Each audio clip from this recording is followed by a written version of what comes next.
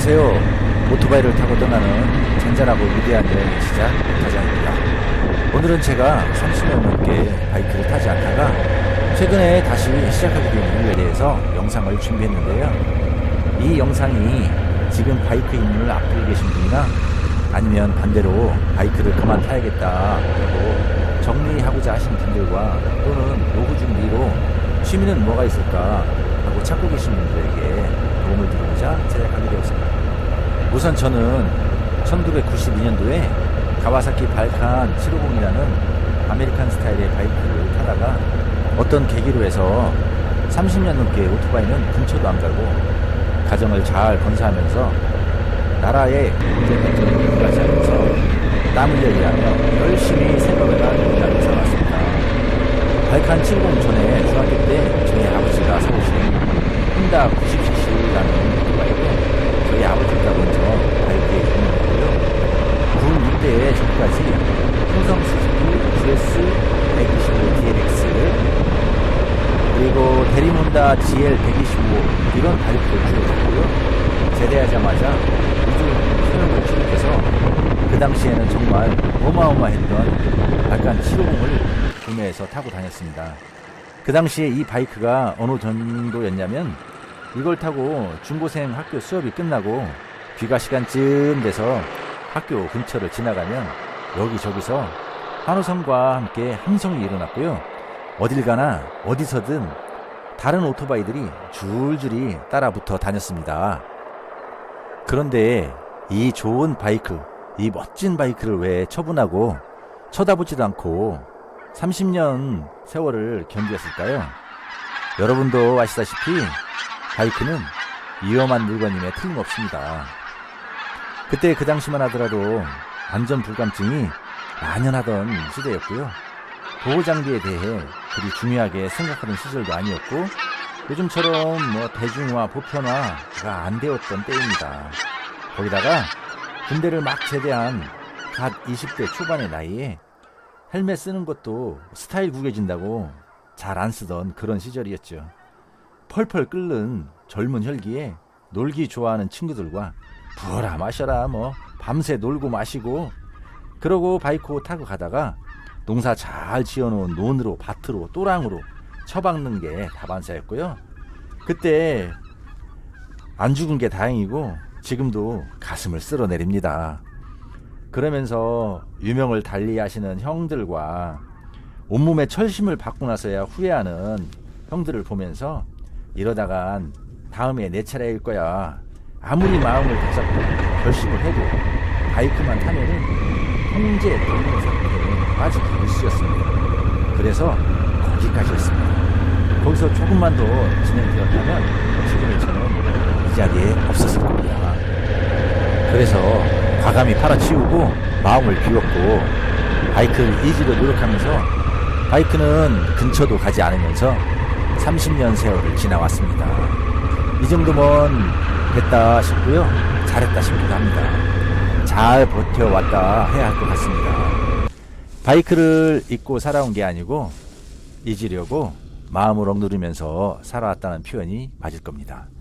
30년을 건너뛰어서 다시 시작하는데 그동안 단 한 번도 탄 적이 없는데 몸이 그 바이크 타는 법을 잊을 법도 한데 그래서 다시 쿼터급부터 아니 작은 바이크부터 처음부터 시작해야 맞는 것 같은데도 몸은 단 한 가지도 잊지 않았고 30년이 지나 리터급 아프리카 트윈 CRF 1000을 타는데 어떠한 망설임 두려움도 없이 마치 계속해서 타고 있었던 것처럼 이걸 수월하게 타고 있더라 이겁니다.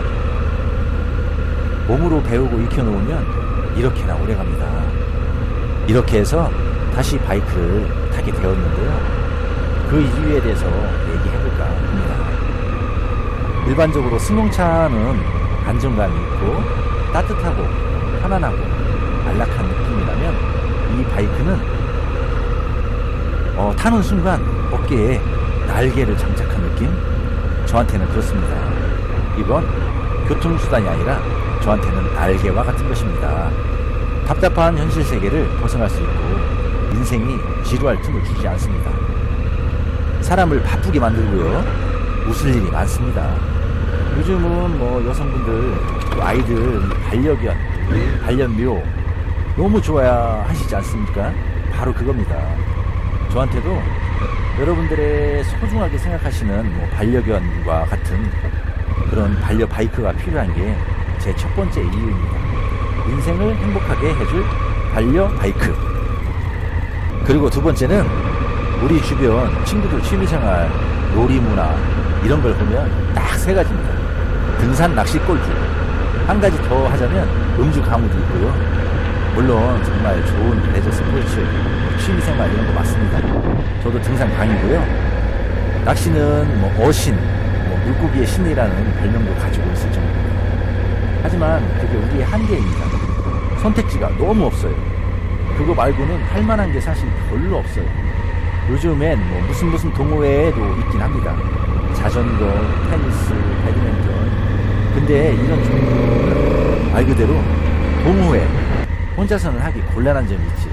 물론 제 주변에는 이런 분들은 없고요. 그래서 저는 누구의 간섭 없이 오직 제가 원하는 만큼만 여행하고 즐기려고 저만의 취미생활을 위해서 가기 위한 두 번째 이유입니다. 그리고 세 번째는 거의 대부분 사람들은 오토바이 말만 꺼내도 위험하다, 큰일 난다, 골로 간다, 절대 타면 안 된다, 누구누구는 어찌어찌 되었더라 등등 걱정 아주 뭐 뜯어 말리는데 말 꺼냈다간 본전도 못 찾는 게 대부분입니다. 맞는 얘기입니다. 30년 전 저한테 딱 맞는 말씀입니다. 아마 그분들이 어렸을 때 제가 바이크 타던 모습을 보시고 놀래서 트라우마가 생겨 있었던 것 같습니다. 제가 생각해도 젊은 날에 저는 바이크는 교통수단으로 이용한 적이 없는 것 같습니다. 그때 그 당시에 폼생폼사라는 말이 있었습니다. 폼에 죽고 폼에 산다. 그랬습니다. 허세에 목숨 걸들 시절. 지금은 이렇게 말하곤 합니다. 생쇼를 했었지. 살아있는 게 기적이야. 이제는 세월이 많이 흘러서 젊은 혈기도 어느 정도 누그러지고 시야도 넓어지고 예전에는 뭐 아무 생각 없이 앞만 보고 달리는 전투기였다면 지금은 드론처럼 두루두루 살피고 생각하면서 안정감 있게 행복하게 즐기는 법을 터득했습니다. 이 행복감이 아주 말할 수 없이 큽니다. 이젠 드론과 같은 날개를 어깨에 장착합니다. 30년 전에 꺾였던 날개를 재정비해서 안전하게 장착했습니다. 행복의 날개 장착. 이것이 제 세 번째 이유입니다. 그리고 네 번째는 소중한 나의 시간을 아끼고 싶어서입니다. 세상을 살다 보면 사람 만날 일도 참 많습니다. 하고 있는 일도 바쁘지만 대인관계, 친구 관계, 동료 관계 우리는 관계 속에서 살아가다 보니까 정작 가족과 자신에게는 소홀하게 됩니다. 세월이 지나 보니 이런 거 다 부질없는 짓이었습니다. 그래서 저는 모든 열정과 에너지와 시간을 오직 가족을 위해서만 쓰고 있습니다. 가족에게는 모든 것이 아깝지 않습니다. 제 생명도 나눠줄 수 있는 게 가족입니다. 그리고 나서 나머지 시간과 열정을 오직 제 자신에게 집중합니다. 1분 1초도 허비하지 않고 저에게만 투자합니다. 동호회나 모임 이런 데서는 저 자신에게 집중하기 힘듭니다.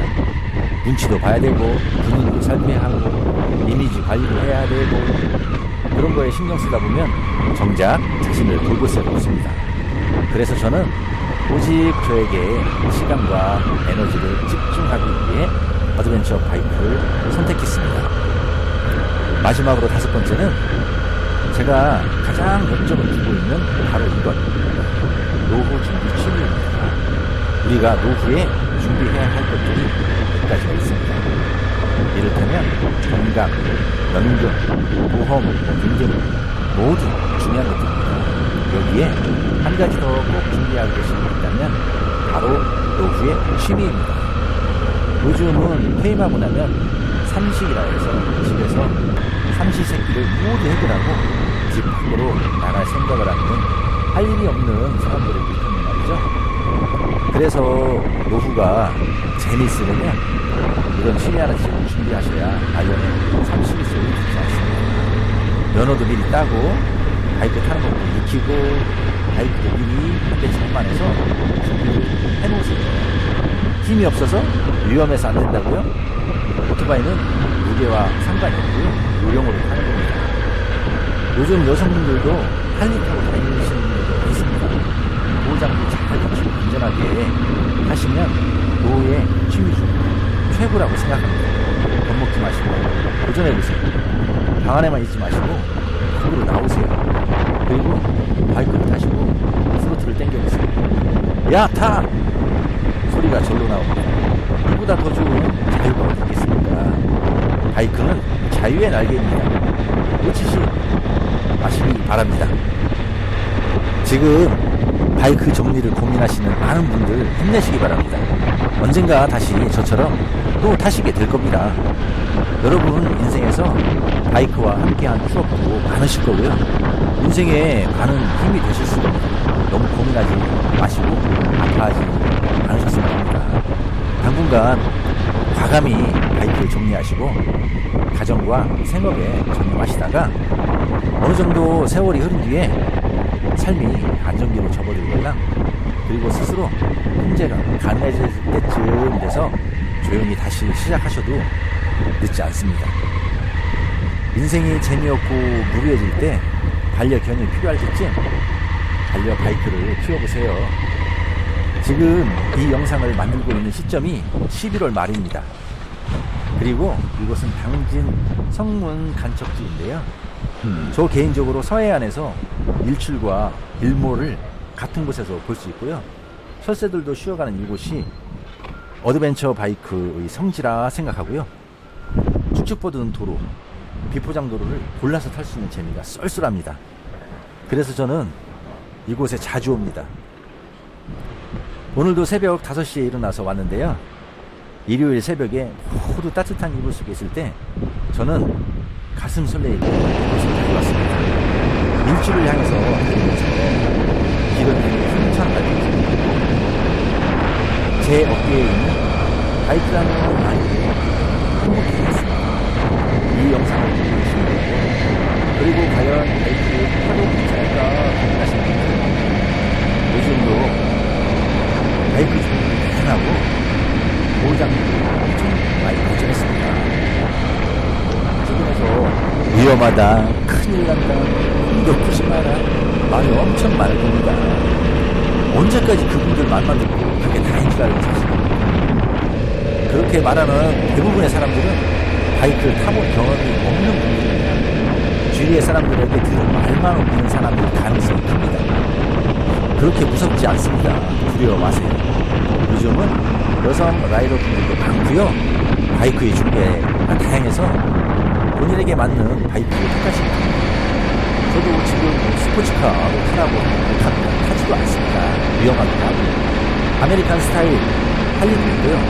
투어러도 있고 스쿠터도 있고 저처럼 멀티퍼포즈 어드벤처도 있습니다. 자신에게 맞는 것을 택하시고 무리하지 않고 차근차근 배우신다면 안전하고 훌륭한 라이더가 되실 겁니다.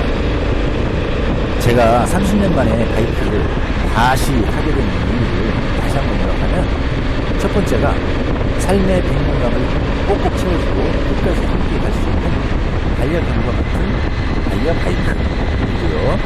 두 번째 이유는 혼자서도 충분히 가능한 혼자서도 너무 재미있는 아무도 모르게 할 수 있는 나만의 취미생활을 만들고 싶어서이고요. 세 번째 이유로는 어깨에 행복의 날개를 달고 싶어서입니다. 그동안 너무 고생한 나에게 보상으로 행복의 날개를 선물하고 싶어서입니다. 물론 전투기 날개가 아닌 드론처럼 평온하고 고요한 날개입니다. 네 번째는 모든 시간과 열정을 오직 자신에게 집중하기 위해서입니다. 그리고 마지막 다섯 번째는 우리 인생의 가장 중요한 노후 준비 취미입니다. 이런 이유로 제가 다시 바이크를 시작했고요. 30년 넘게 바이크를 쉬었는데 몸이 곧바로 알아차리고 반응한다는 게 신기하고 놀라웠습니다. 이젠 그때 그 시절 남학생들이 보내주던 그런 한우성과 함성이 제 입에서 나오는 것도 신기하기만 합니다. 정말 한우성이 절로 나옵니다. 여러분들도 꼭 경험해 보시기 바랍니다. 여기에 또 한 가지 덧붙이자면 제 바이크 혼다 아프리카 트윈이지만 또 하나의 이름이 있습니다. 바로 판다 바이크입니다. 제 아내가 늘 이렇게 말합니다. 사고 나면 판다잉, 다치면 판다잉, 비 오는 날 타면 판다잉, 눈 오는 날 타면 판다잉, 시속 70km 넘으면 판다잉. 아니 시속 70km 이하로 어찌 오토바이를 탑니까? 하지만 다 제가 걱정돼서 하는 말이겠고요. 우리 모든 라이더 분들께도 똑같이 말해주고 싶네요. 다치면 판다잉. 자, 그럼 오늘도 화이팅 하시고 안전하고 행복한 라이딩 하시길 바라겠습니다. 오늘 영상은 여기까지이고요. 오타잔이었습니다. 감사합니다. 마지막으로 구독, 좋아요, 알림 설정까지 많은 관심 부탁드려요. 딸랑딸랑.